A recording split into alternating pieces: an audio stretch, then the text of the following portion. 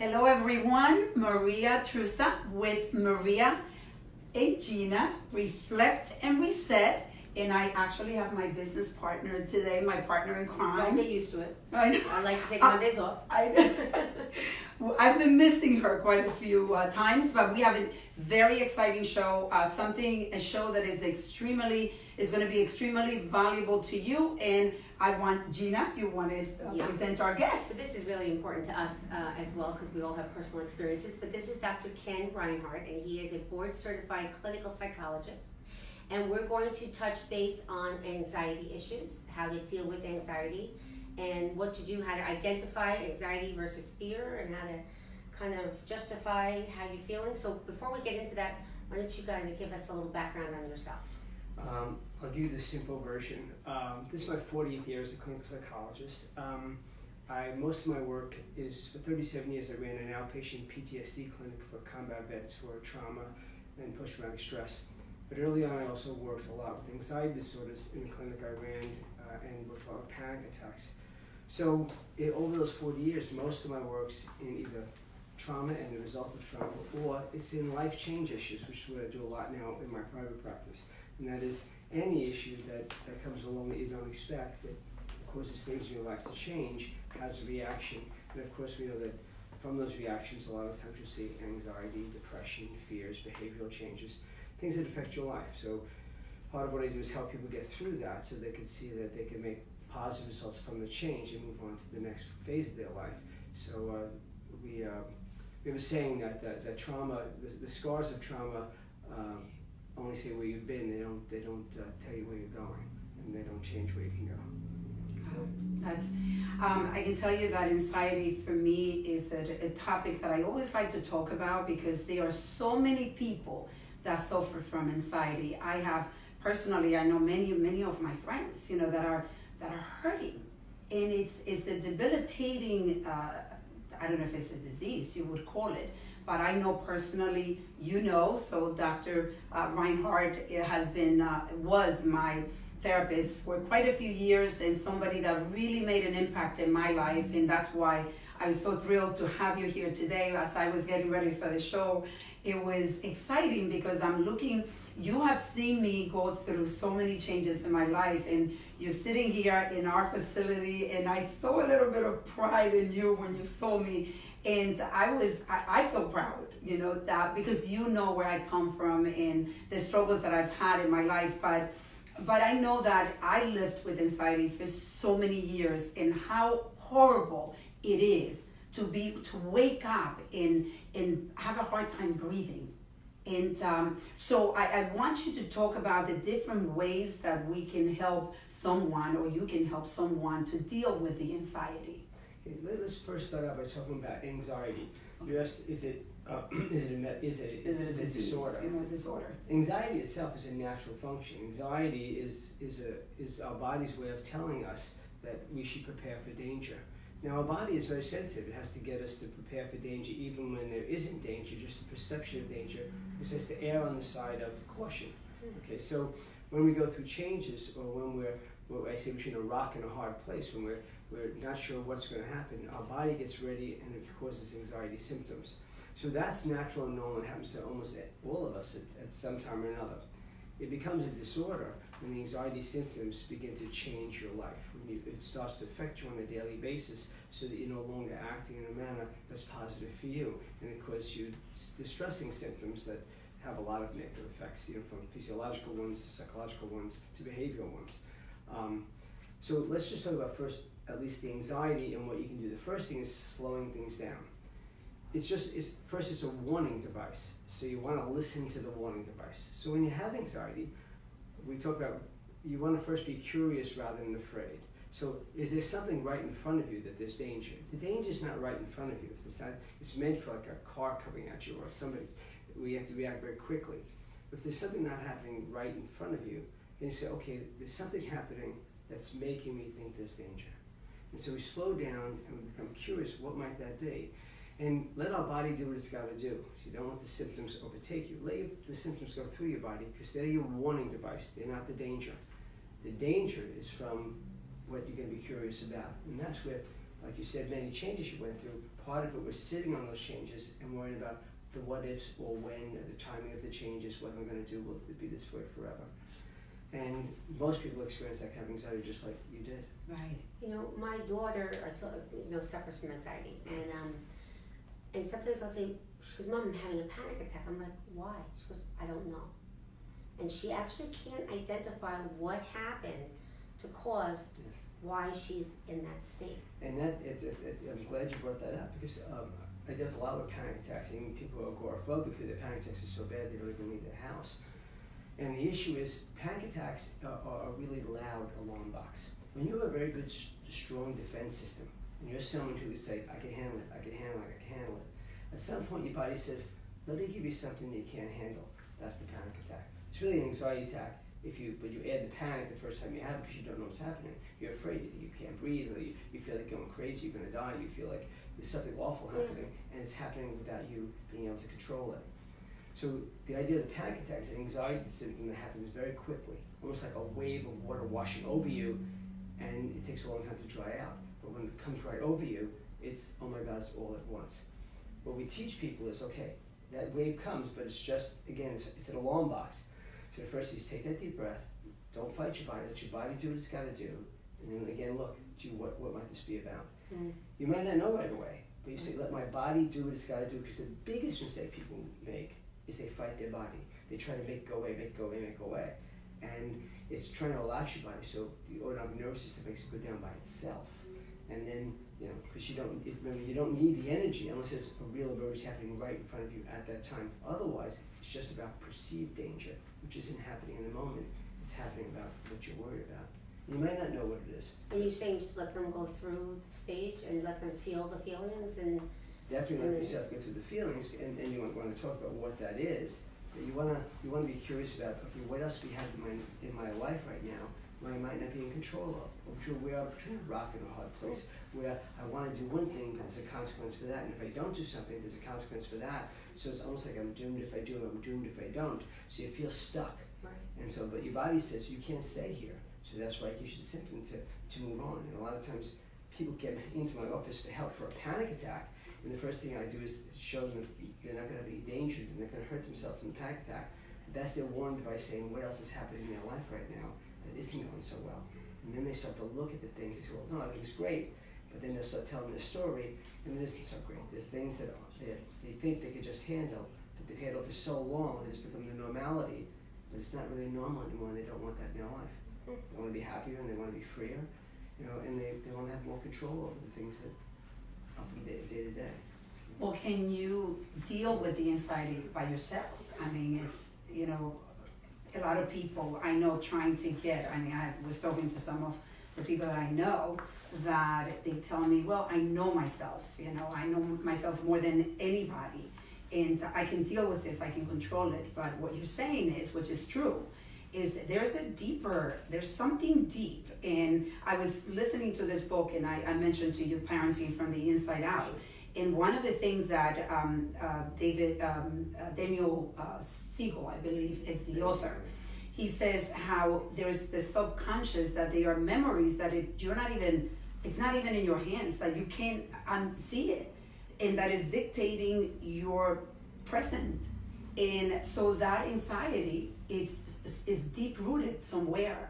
So you really need to be able to get therapy. And what do you feel about that? The reason therapy is helpful to most people, especially in anxiety and depression, is because both those things are very curable.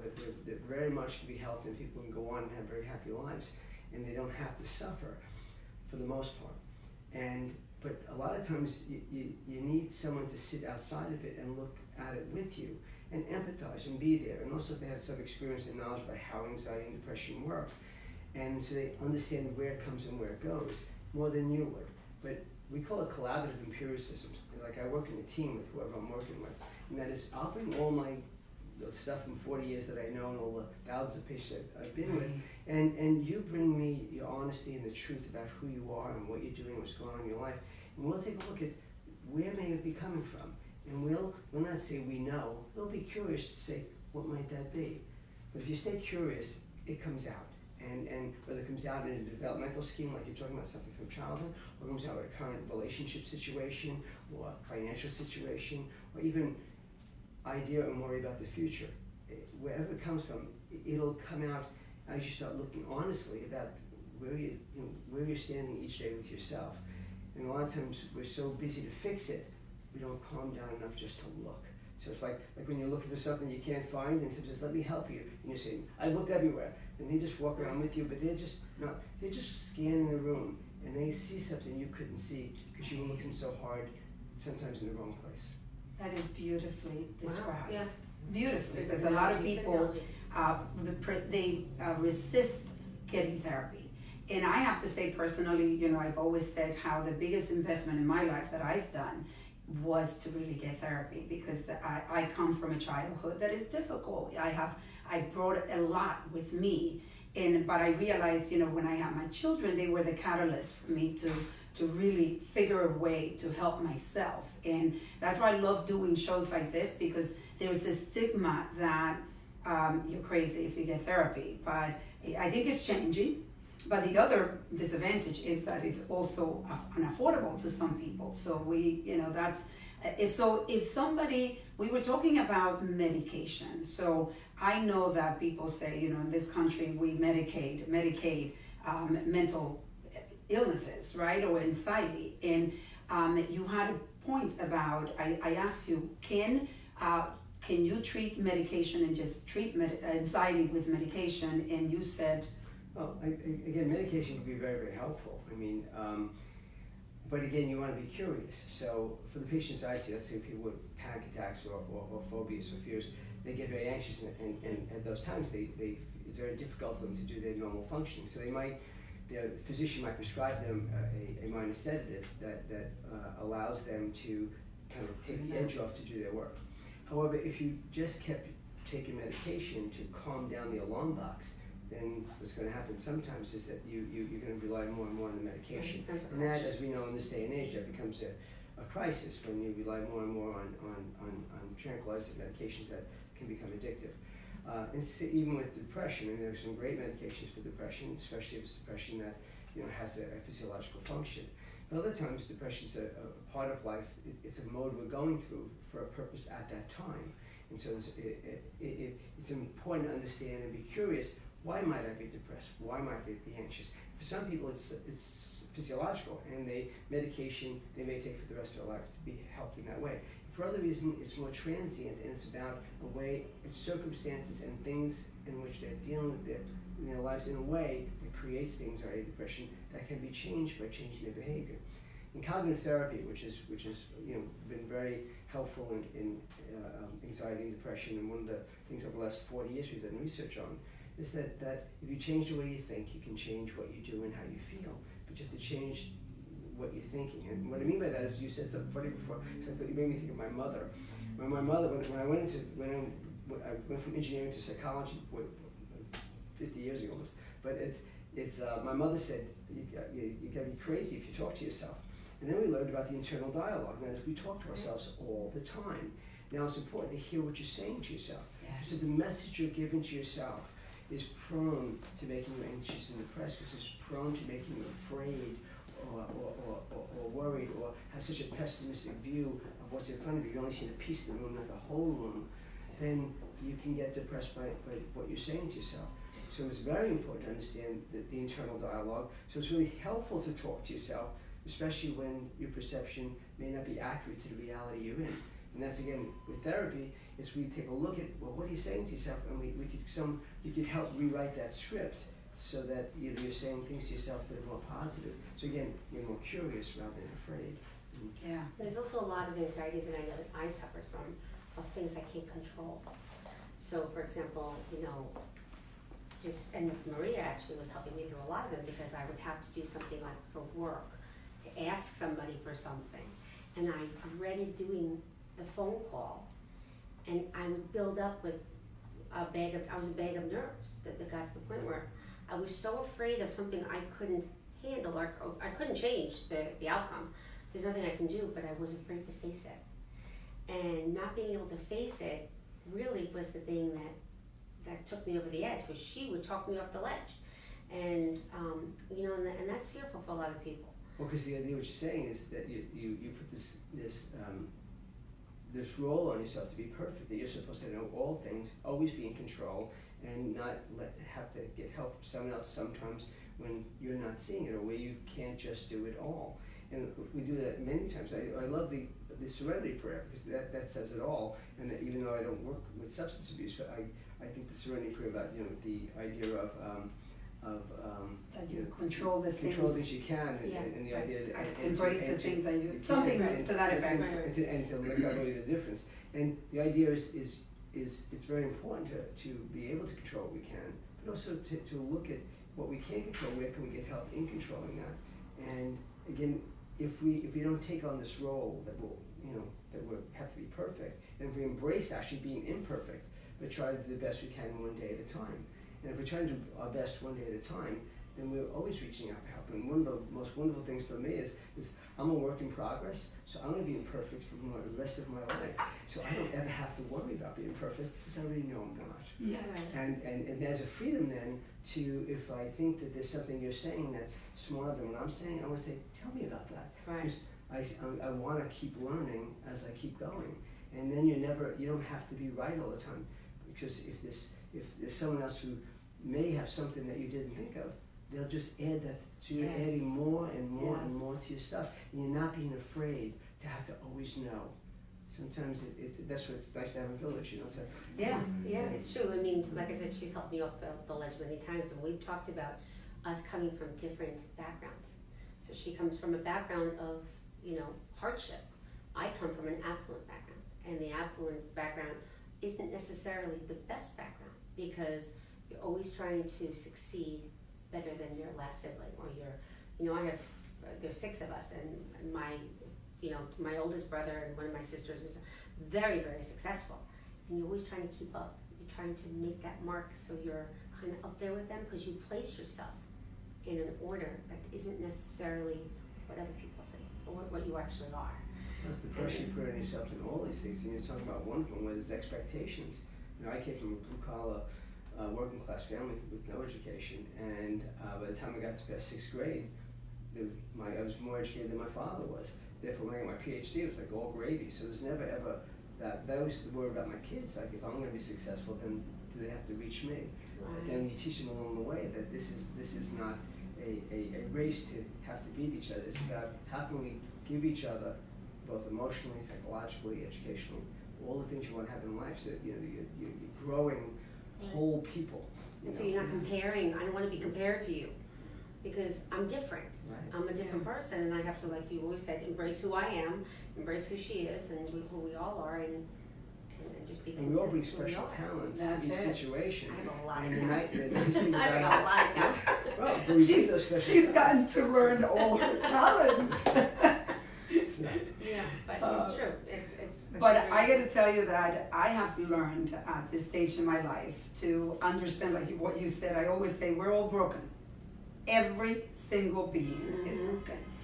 Some of us are a lot more broken. Some of us are a lot better. But it doesn't mean that, like you said, we are going to constantly have to embrace and change. And I tell my kids that we were talking about what we know for sure. And I was telling my 30-year-old son that I said, what I knew for sure when I was 20, and now it's totally different. When I was 30, when I was 40, and sometimes, a month later, you realize I was for sure, I knew that was right. And then things change. And that is what life is. I mean, life is evolving every day. But also look at the humility. Look at the humility you learned over time. And for us to be humble as we get older is a great asset, because we can then age and gain wisdom and not be so concerned with the change that come with aging too, which we all have to deal with. Well, but the humility is we're not so afraid of being wrong sometimes. Yeah. And what we do, we know that if we don't have something right, we have a chance to learn something to make it different. So every time we make a mistake, it's just another chance to learn, which I'm sure we've all taught our children. Without beating yourself up. Exactly. Make a mistake, don't beat yourself up. No, Just let them move on. I was having a conversation with my older son today, and we were talking about, it was last night, Franco and I are very philosophical, and we have very deep conversations. I guess they got that from me.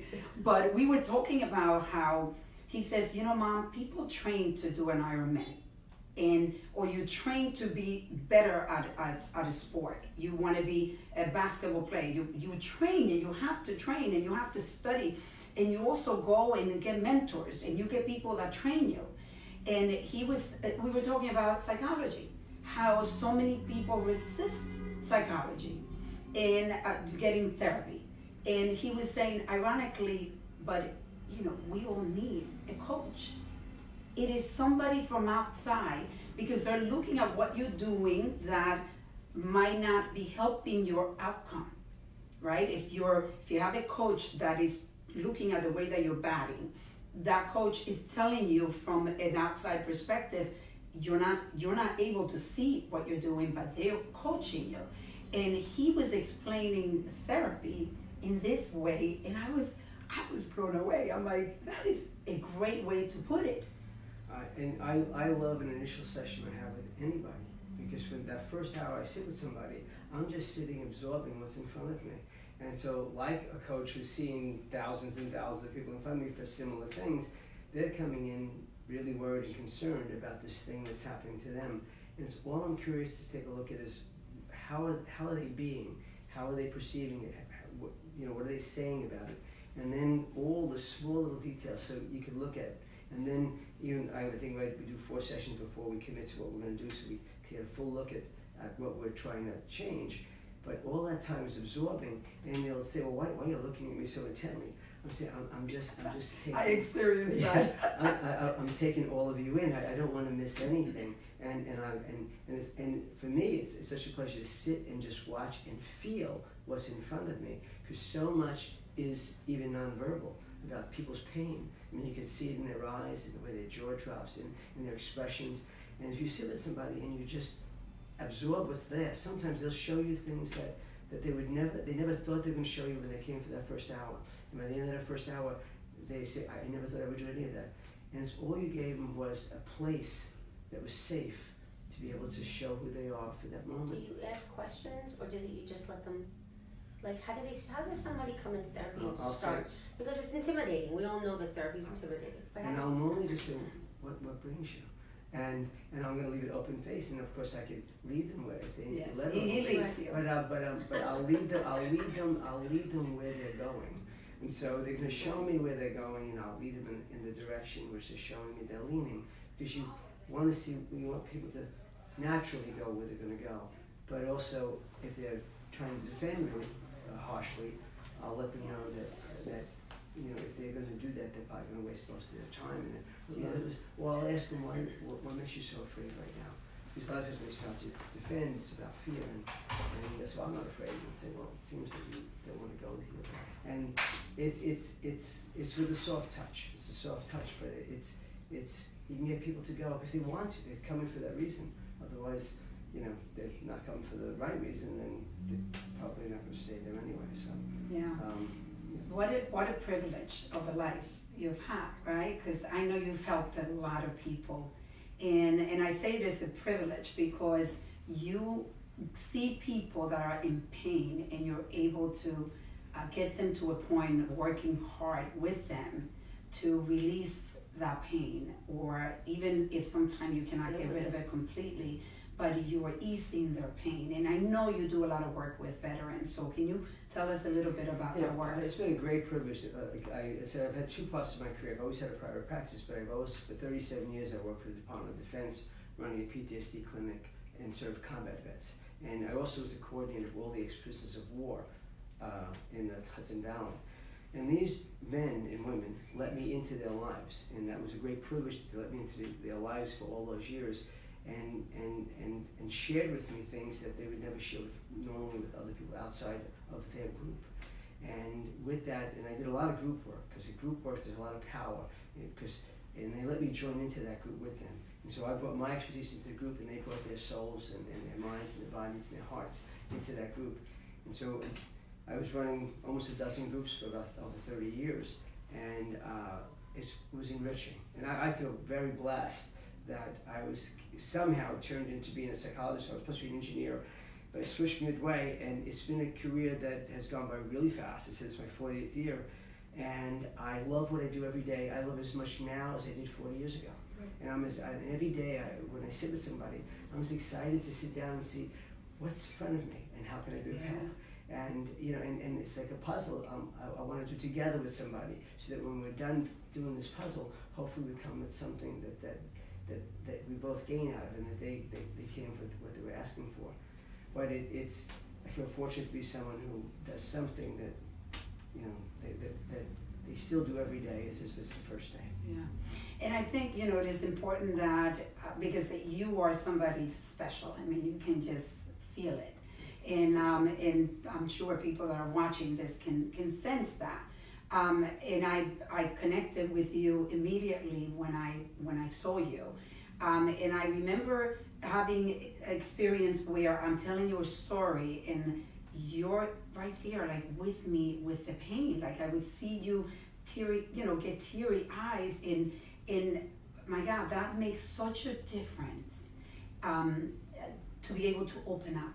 But unfortunately, not everybody is like you. So I think, for the people that are listening to us and watching us, that it is important to connect with the right person. Is there an interview process that you go through? If I was going to need therapy, would I go in an interview? You would come for the first time. I would normally be sent by somebody who's been around a long time, so people know what I do. But they would refer you for a reason, and then, or a friend might refer you because they're similar to them. And we'll do the first hour to see if we're a fit. Yeah. If we're a fit, we'll say, let's do 4 more sessions, see if we can figure out a program for you that would work for you, and see how that works. That's and great then advice. if they're fourth week, we decide how that's going. But I did want to say one thing you said about the whole idea of the emotions. I just went to a seminar last week, a workshop we did with the Westchester County Psychological Association, and one of the people talked about trauma, and someone brought up a film of a baby looking at a mother's face. And when the mother goes and looks and smiles and does things, the baby is reacting and does all the same things. If the mother puts a frozen face there and goes like this, you can see the baby going into trauma. The baby, literally, you can see the baby has trauma symptoms just from the coldness of the mother's face. Wow. And because she's expecting a feedback of it. So I never ever tied it into my work in terms of all the years, especially with the veterans let me in, or even the people I've seen for anxiety and depression in my private, is, and just what you said before, is if you can make that attachment where someone's looking and you are genuine empathy, where you look at somebody and you're sharing that ride with them, that as much as you can, that they're going to give you so much more because they're connected. And then they feel safer because there's something going on between two people. You're not alone. And one of the hardest things when you're in pain is to be alone. Mm-hmm. So Yeah. and I agree. But ironically, people, when they're in pain and they have anxiety, or some of them just don't want to be around people, so they think. Sure. But we need each other. I mean, this is, we need each other. We were not born alone, it just starts from the beginning. We have our parents, we have our mother, and we want to be nurtured. No matter how much you say that you are a loner, we want to be, able to be with people. Yeah, I mean, people want to be alone at that point because they're avoiding any more pain. So they think by being alone, they're going to avoid having to deal with the pain they're in. So it's really as a defense mode. And unfortunately, hopefully someone gets to push them in a direction where, they, even though it's hard, they're connecting with somebody, because none of us want to do that. Yeah. And for the people that are watching us, too, if you're on medication, because I do believe, that sometimes we easily medicate people with anxiety issues and things like that. I'm going to repeat what you said, because I think it's a great point. There is a reason why you are having that anxiety, and it's okay to get assistance. If you're at a place, at a point in your life where you are struggling to function, or it's affecting you so much that you have daily issues, right? But at the same time, get help. Like, get somebody that you can talk to. Get somebody that can help you figure out why? What is that issue that is bringing you to that point? Yeah, and just to also understand that medication can be very, very helpful. So it's just to understand why you're taking the medication. So whoever's prescribing the medication, understand why you're taking it, for how long you need to take it. And for some people, as I said, there's a physiological need, and they may take medication for the rest of their life because the way they're set up is biologically, there's something missing and they need it and they perform well in it. There's other people where it's not necessary, and so they may be using it when they don't need to. And that's where you have a good relationship with your doctor and be curious about it. Yes, yes. Be involved in your treatment. Well, Dr. Reinhard, we could speak for a long, long time. This is an amazing, amazing information. We learned a lot. I want to thank you for being open when I called you to be our guest, for being open to do this with us. For me, it's an honor. It was my pleasure just coming here and meeting you. It was wonderful. It's wonderful to see you doing so great. And what you're doing for this organization is so wonderful. And I am so proud of you. I'm so happy for you too. I'm so happy to see you smile over. You're smiling. Thank you. Bring the wealth of you into this. It's beautiful. Yes, and we have a program before we leave that, with it, we work with Iona College. We have their psychotherapists, or they're getting their masters, and they're doing programs here with a psychotherapist supervising it. And the idea is for the people that cannot afford to be able to pay, a nice amount of money, because it is costly. We are making it affordable to them here. So extremely affordable. So you could always call, Form A and get the information. We want to thank you always for taking the time to watch us. We know you could be doing something else, but the fact that you are doing this for us and paying attention and supporting us, we want to thank you. Please make sure you like us. And take care. We're going to see you next Monday. Take care. Wait. Actually, we're not going to be here on Monday. We are coming back January 7th, I think it is, because we are going to take off for New Year's and Christmas and New Year's. Okay? Take care. Again, thank you, Dr. Reinhard. Thank you. Bye-bye. Nice seeing you. Thank you. Thank you. It was fun. Yes.